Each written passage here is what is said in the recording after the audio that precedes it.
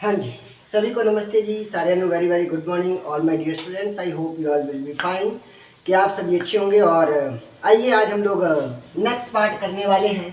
Part 3 voice chapter का part 3 आज हम लोग करने वाले हैं।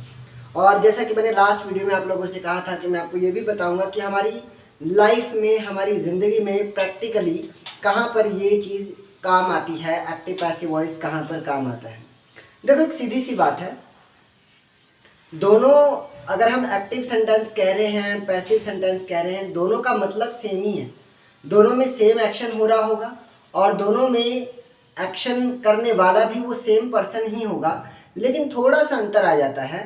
जो एक्टिव सेंटेंस है उसमें हमें सब्जेक्ट चाहिए, उसमें सब्जेक्ट मेन चीज़ है कि वो काम किसने किया, किस पर्सन ने वो काम किया, वो बहुत मायने रखता है। लेकिन पैसिव सेंटेंस में ऐसा नहीं है। पैसिव सेंटेंस में क्या काम हुआ ये मायने रखता है, किसने किया ये ज़्यादा मायने नहीं रखता। मतलब इससे इतना फर्क नहीं पड़ता। जैसे मान लो मैं कहूँ कि राम आम खाता है, ठीक है जी, तो खाने का काम हो रहा है, किसने किया, राम ने। राम ने क्या काम किया, खाने का, किसको खाया, आम को, तो आम क्या हो गया, ऑब्जेक्ट। तो राम आम खाता है। अब मैं इसको पैसिव में चेंज करूँगा कि आम राम द्वारा खाया जाता है, ये पैसिव है।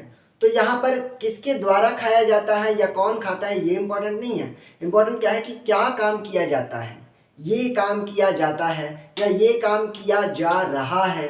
इस तरह की बातें आपने अक्सर सुनी होंगी। जैसे अगर मैं आपसे कहूँ कि यहाँ पर आपको पैसिव वॉइस पढ़ाया जा रहा है। अब ये एक बात मैंने आपसे कही, पैसिव वॉइस पढ़ाया जा रहा है, तो कौन सा काम हो रहा है, पढ़ाने का, ठीक है जी, पढ़ाने का काम हो रहा है। कौन कर रहा है ये यहाँ पर नहीं आया। पैसिव वॉइस पढ़ा कौन रहा है ये बात मैंने यहाँ पर नहीं कही। यानी कि किस बंदे ने इस काम को किया ये इंपॉर्टेंट नहीं है, लेकिन कौन सा काम हो रहा है वो इम्पॉर्टेंट है। और फिर भी अगर आपको बात नहीं समझ में आई है तो आप देखिए, इसके लिए आपको गोलगप्पे खाने होंगे। जी हाँ, अगर आप इस बात को समझना चाहते हैं आपको गोलगप्पे खाने होंगे। और गोलगप्पे खाने के लिए आप मैना चौक पहुँच जाइए। आप बठिंडे में मैना चौक है, वहाँ पर गोलगप्पे की बहुत अच्छी रेडी लगती है। और उस रेडी पर ना नीचे रेड कलर में लिखा हुआ है, हमारे यहाँ शादियों पार्टियों के लिए ऑर्डर बुक किए जाते हैं। वो ये नहीं कहता कि मैं यहाँ बैठकर शादियों पार्टियों के लिए ऑर्डर बुक करता हूँ, वो ऐसे नहीं कहता कि करता हूँ, ती हूँ, ये सब नहीं, किया जाता है, किया जाता है, ठीक है। ऐसा वो क्यों कहता है, इसके पीछे रीज़न भी है। तो अब जो ये लिख रहा है ना कि यहाँ शादियों पार्टियों के लिए ऑर्डर बुक किया जाता है, इस सेंटेंस में काम सेम ही हो रहा है, लेकिन काम कर कौन रहा है ये यहाँ पर मेंशन नहीं है। हाँ, क्या काम हो रहा है ये मेंशन है कि बुक किया जाता है। कौन करता है ये उसने मेंशन नहीं किया।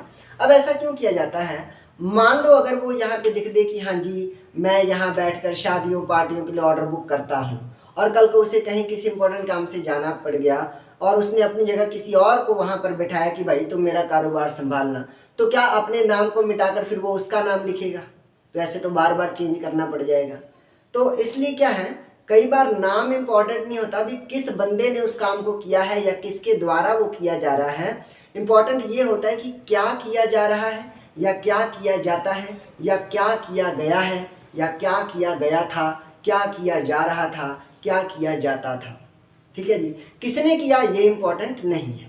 चलो, तो यही बात है, जब हमें सब्जेक्ट को छुपाना हो कि कौन उस काम को कर रहा है, जब इसको छुपाना हो तो हम पैसिव वॉइस का सहारा लेते हैं। पैसिव वॉइस में भी वो एक्शन सेम ही हो रहा होता है, लेकिन उस एक्शन को किसने किया ये चीज़ हम स्किप कर देते हैं। जैसे कि अगर मैं कहूँ कि आम खाया जाता है, तो खाने का काम हो रहा है, आम खाने का काम हो रहा है, कौन खाता है ये चीज़ मेंशन नहीं किया गया। अगर हम लोग कहते हैं ना हमारी एकेडमी में इंग्लिश पढ़ाई जाती है, ठीक है जी, क्या काम किया जाता है ये हमने बता दिया, कौन करता है ये हमने नहीं बताया। तो बताने की ज़रूरत भी क्या है भाई, जिसको भी पढ़ना होगा वो खुद ही आएगा और इस चीज़ को समझ लेगा। अगर मान लो आएगा तो उसको पता लग जाएगा कि हाँ यहाँ पर ये पर्सन है जो इस चीज़ को पढ़ाते हैं। तो कौन वो काम करता है ये बात मायने नहीं रखती पैसिव सेंटेंस में। पैसिव सेंटेंस में यही मायने रखता है कि क्या काम किया जाता है। तो चलो, ये थी बात कि हमारी प्रैक्टिकल लाइफ में हम लोग बहुत जगहों पर ये चीज़ें देखते हैं। आपने गांव में देखा होगा, गांव में ना साइकिल के ऊपर चाकू छुरी कैंचियों की धार तेज करने वाले आते हैं, उनके साइकिल के अगले डंडे पर एक व्हील लगी होती है, एक घूमने वाली व्हील लगी होती है, और उस व्हील पर रखकर ना वो चाकू की या कैंची की धार तेज कर लेते हैं। और आगे ब्लैक कलर की पट्टी पे उन्होंने लिखा होता है कि हमारे यहाँ चाकू, छुरी, कैंचियों की धार तेज की जाती है। ठीक है, तेज धार तेज करने का काम किया जाता है, लेकिन कौन करता है वो काम, ये उन्होंने मेंशन नहीं किया होता। कोई भी तेज करे, लेकिन काम तो वहाँ पर हो रहा है ना, तो जिसको भी करवाना होगा वो आकर वहाँ पर जो बंदा अवेलेबल होगा वो काम कर देगा। तो ये सब क्या है, पैसिव ही है। तो हमारी लाइफ में बहुत बार पैसिव यूज़ होता है, लेकिन शायद हम लोग उतना गहराई से इस चीज़ को समझ नहीं पाते। खैर चलो आओ देखते हैं। मैंने लास्ट वीडियो में बताया था कि एक्टिव सेंटेंस हमें गिवन है, और उस एक्टिव से अगर हमने पैसिव में बनाना है तो कुछ चेंजेस करने पड़ते हैं। तो कौन से टेंस का क्या चेंज होगा वो फॉर्मूला आज हम लोग देखेंगे, वो बहुत सारे फॉर्मूले आज हम देखेंगे। तो देखो, ए मतलब एक्टिव, पी मतलब पैसिव। तो एक्टिव सेंटेंस अगर इस टेंस में रहे तो उसका पैसिव बनाने के लिए हमें ये चीज़ें करनी पड़ेंगी। तो मैं एक एक करके बारी बारी समझाता जाऊंगा, आप समझते जाना। ठीक है जी। प्रेजेंट इंडेफिनिट, अगर हमारा एक्टिव सेंटेंस प्रेजेंट इंडेफिनिट में होगा तो उसका पैसिव बनाने के लिए हम इज या फिर एम या फिर आर, इन तीनों में से कोई एक अकॉर्डिंग टू सब्जेक्ट जो स्टार्टिंग में आया हो, ठीक है, तो इज एम आर लगा के उसके बाद वर्ब की थर्ड फॉर्म लग जाएगी। उसके बाद देखो, अगर प्रेजेंट कंटिन्यूअस में रहेगा, अब ये प्रेजेंट सेम ही है तो मैंने डॉट डॉट लगा दिया, ठीक है। तो प्रेजेंट कंटिन्यूअस में रहा तो यही सेम इज एम आर तो आएंगे ही, मतलब इज एम आर से जिसने आना होगा उसमें से कोई एक आ जाएगा। उसके बाद बीइंग लगेगा और इस बीइंग के बाद ही वर्ब की थर्ड फॉर्म आएगी।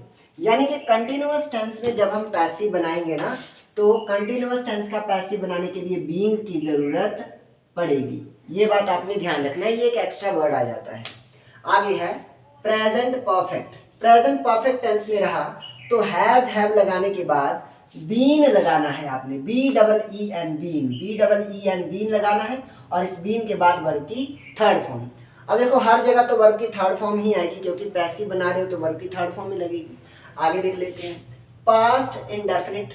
अगर पास्ट इंडेफिनिट में रहा तो वॉज वर्ब लगाने के बाद वर्ब की थर्ड फॉर्म हो जाएगी, और अगर पास्ट के कंटिन्यूअस में रहा तो वॉज वर्ब तो आएगा ही आएगा, वॉज वर्ब के बाद बीइंग आईएनजी बीइंग लग जाएगी और बीइंग के बाद वर्ब की थर्ड फॉर्म हो जाएगी। अगर पास्ट परफेक्ट में रहा तो हैड लगाएंगे और हैड के बाद बीन लगाएंगे, बीन के बाद वर्ब की थर्ड फॉर्म। जैसे यहाँ हैज हैव के बाद बीन लगाया था वैसे यहाँ हैड के बाद बीन लगा देंगे, तो लगभग सीक्वेंस सेम ही होता है। आगे देखो, अगर फ्यूचर इंडेफिनिट में रहा तो, अगर फ्यूचर इंडेफिनिट में रहा तो विल या फिर शेल, इन दोनों में से कोई एक स्लैंटिंग लाइन लगा दी मैंने, या तो विल या फिर शेल लगा के फिर बी ई बी लिखना है और बी के बाद वर्ब की थर्ड फॉर्म लगा देनी है।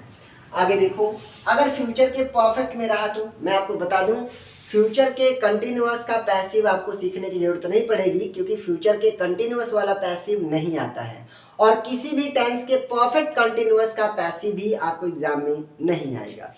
तो आगे देख लेते हैं फ्यूचर परफेक्ट। फ्यूचर परफेक्ट में विल या फिर शेल लगाकर फिर हैव लगा देंगे, हैव के बाद बीन आ जाएगा, और हैव लगता है तो फिर बीन तो आता ही है। देखो यहाँ भी हमने हैज हैव के बाद बीन लगाया था, लेकिन यहाँ सिर्फ हैव ही आ सकता है और कुछ नहीं आ सकता, सिर्फ हैव लगाना है, हैव के बाद बीन, बीन के बाद वर्ब की थर्ड फॉर्म।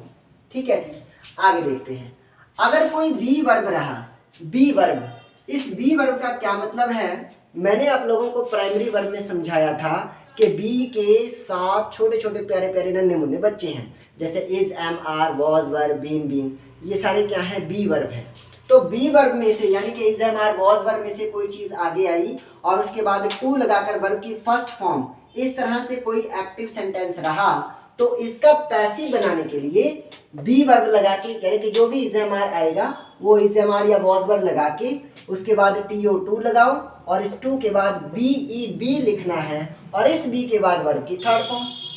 जैसे यहाँ पर बी के बाद वर्ब की थर्ड फॉर्म था वैसे यहाँ भी बी ई बी लिखकर फिर वर्ब की थर्ड फॉर्म लगा देंगे। यानी कि ये जो बी वर्ब है ये इज एम आर या वॉज वर्ब को इंडिकेट कर रहा है और ये जो बी है ये सिर्फ बी ई बी को ही इंडिकेट कर रहा है।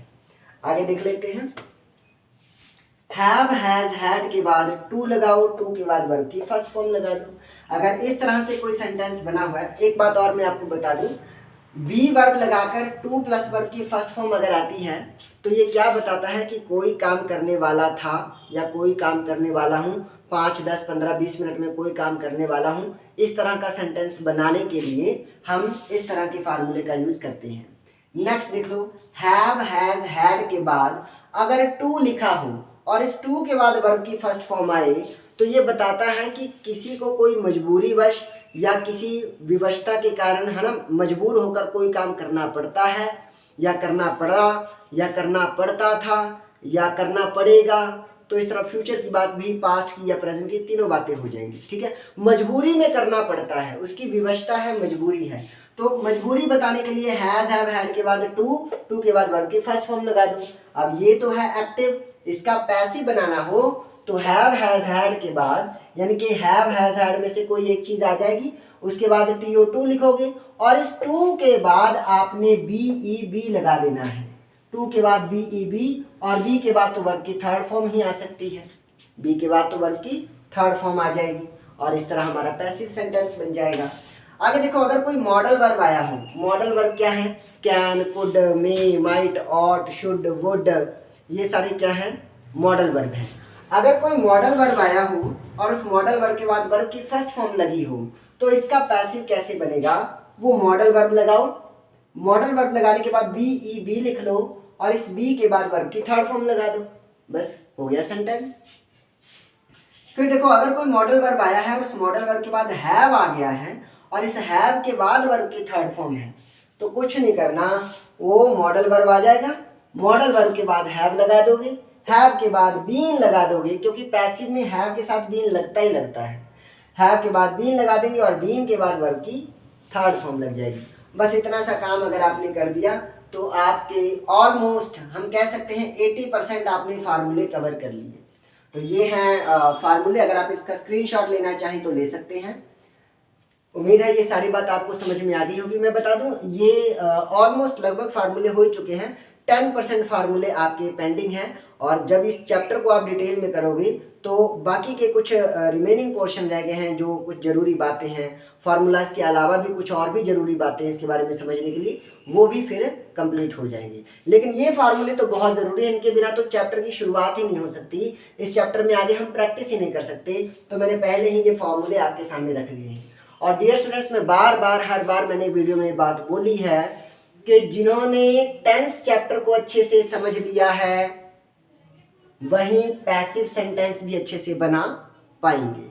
जिन्होंने टेंस को और टेंस में हिंदी आइडेंटिटी या पंजाबी आइडेंटिटी क्या आती है उसको अच्छे से नहीं समझा है, उनके लिए पैसिव चैप्टर सीखना बहुत मुश्किल होगा। ठीक है जी, चलो थैंक यू एवरीवन। उम्मीद करता हूँ कि ये सारी बात आपको अच्छे से समझ में आई होगी। अगर मेरे ये समझाना सफल है और आपको पसंद आ रहा है तो आप इस वीडियो को लाइक और चैनल को सब्सक्राइब करना बिल्कुल ना भूलें। जय हिंद, जय आर्यवर्त।